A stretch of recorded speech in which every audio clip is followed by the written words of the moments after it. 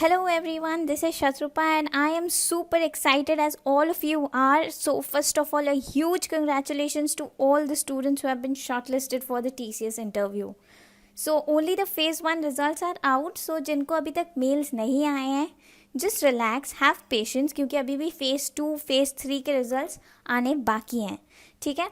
तो ये फेजेस होता क्या है, बेसिकली क्या करता है ना टीसीएस या कोई भी company, they divide the students who have qualified into different sets. तो पहले फेज़ 1 या सेट 1 के बच्चों का रिजल्ट आता है, फिर फेज़ 2, फिर phase 3, so on and so fourth. तो अगर अभी तक आपको मेल्स नहीं आए हैं तो ये मत सोचो कि आपका नहीं हुआ है या ऐसा कुछ. थोड़ा इंतज़ार करो, हैव पेशेंस. ठीक है, good things come to those who wait. तो just wait for some time, आ जाएगा. So don't worry for that. और इन केस आपका नहीं होता, you don't qualify at all, so nothing to worry. इतने सारे कंपनीज हैं जो नेक्स्ट मंथ हायरिंग करेंगी या मे बी इस मंथ हायरिंग करेगी. सो उसके लिए प्रिपेयर होंगे, राइट.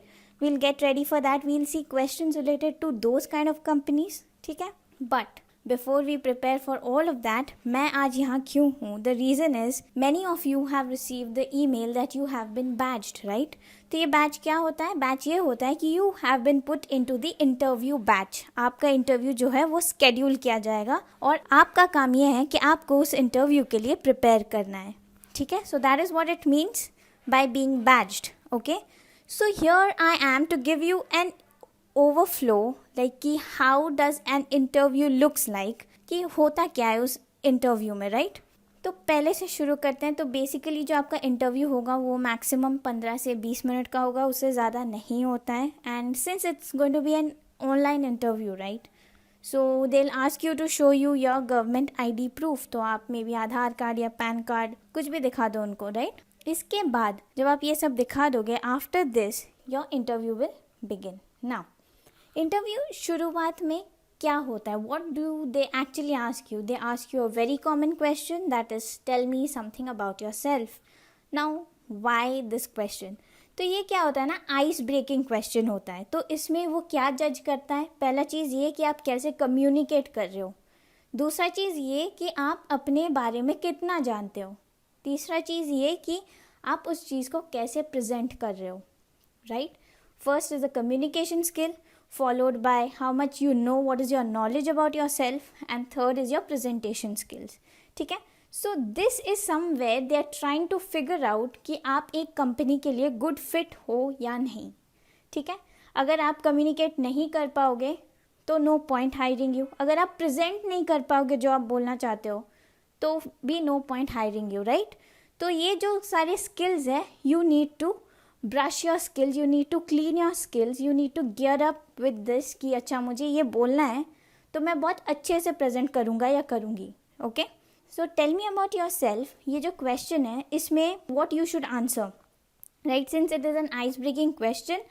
कुछ बच्चे ऐसे होते हैं कि उस चीज़ को पूरा बोरिंग बना के अपना ही रिज्यूम बताते हैं. अपना रिज्यूम मत बताया करो, उसको दिख रहा है कि तुमने अपने रिज्यूम में क्या लिखा है. So it's not valid, it's not worth it just talking about your resume. तो what should you say?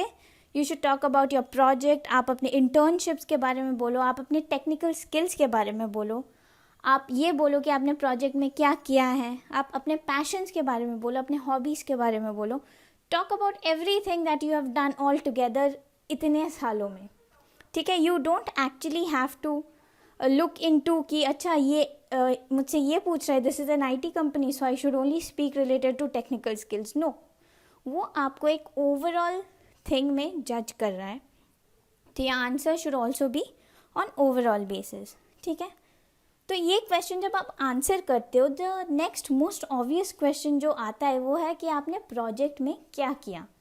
ठीक है, तो आप बताते हो कि आपका प्रोजेक्ट ये था, आपने ये किया.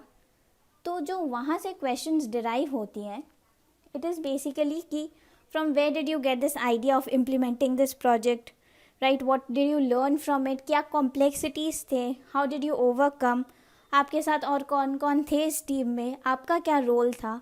सो these are a series of question that can be framed related to your project. And if it is a live project, don't forget to mention the link of your project in the resume. ठीक है, तो उससे होता क्या है, when they think there's a link, they understand कि अच्छा आपने कुछ तो किया है, right? and they try to click on that link, and if it opens onto some website or something, whatever the code is, wherever the code is, then that is a very good asset for your interview. ठीक है.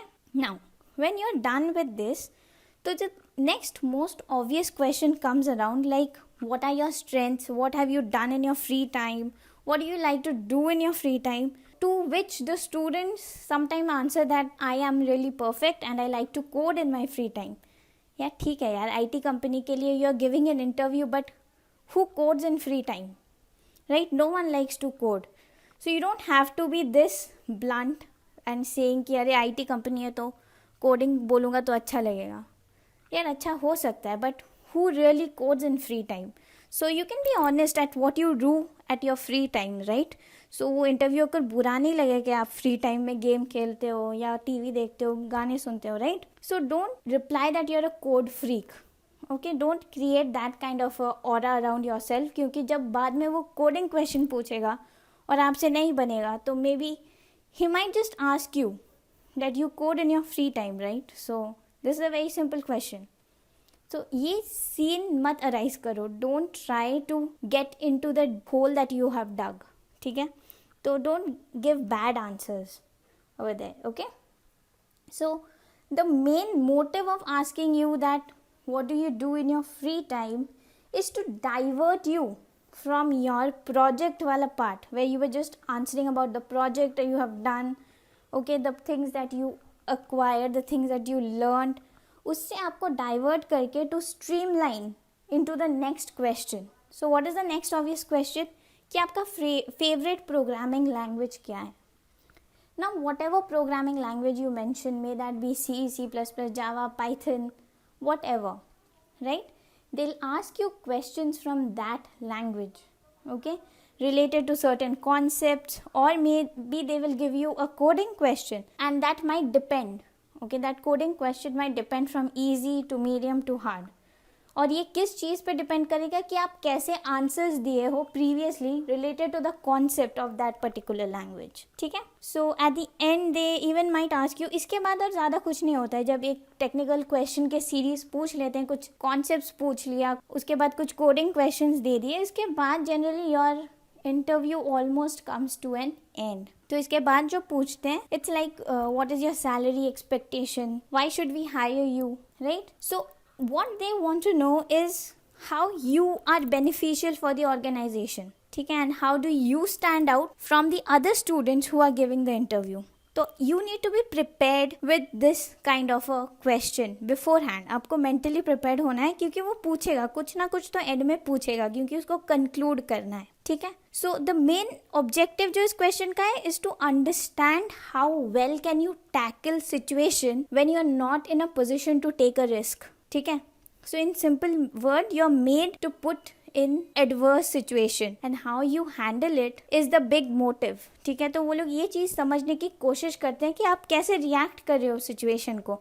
If in case future में ऐसा कोई scene आता है within the organization which is very adverse, कि बहुत difficult है, तो क्या करोगे आप? उसको टैकल कर सकते हो या नहीं? तो be ready with this kind of a thing. ठीक है, सो इसके बाद आप जो भी बोलते हो, they will wrap your interview saying that you need to wait for further notification from the HR, and this confirmation takes around 14 to 30 days, ठीक है, for them to revert. However, अगर आपको एक महीने के बाद तक कोई मेल नहीं आता है, then you can of course email to that talent acquisition and ask about your results. ठीक है, you will get a reply from there. Alright, so even they do ask you that do you have any question for me. so वहाँ पे बहुत बच्चे ये बोल देते हैं no thank you. why don't you have any question? आपको नहीं जानना है that what do they do, right? क्या क्या projects हैं कंपनी में, कि कंपनी कैसे फंक्शन करती है. you need to know these things, right, before you blindly get into some organization for the sake कि आपको एक job चाहिए. so these are the question आपको उनसे पूछना है कि राइट, कि ग्रोथ पर्सपेक्टिव क्या है कंपनी का, क्या क्या प्रोजेक्ट्स हैं, where will I be put into in this project, what will be my role. So these all things has to be asked, right? So I believe that I have given you a very clear picture as to how the interview shall be conducted and what would be its flow. So this is all about how basically a technical interview takes place, right? So I'll see you next time, and until then, good luck and keep preparing for the upcoming interviews. Thank you so much.